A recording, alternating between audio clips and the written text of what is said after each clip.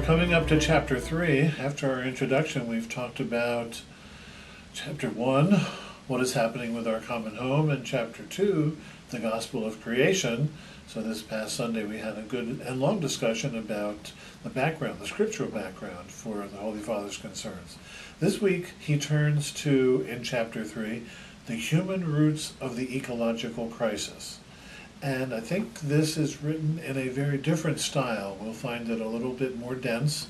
A lot is there. 3 sections. One is called Technology, Creativity, and Power. And he really reflects deeply on what technology means and trying to make sure that technology is not dominant, taking over our lives and our culture. The second section is called The Globalization of the Technocratic Paradigm. Whoa.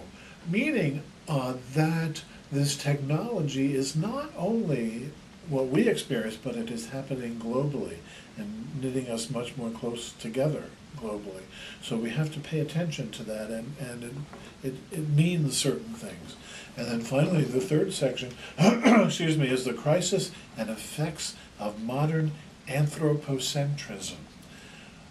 Okay, anthropocentrism, I think, is a fancy way of saying centering everything on humanity, that we, as if we were the center of creation, and how this leads to types of thinking that are not healthy.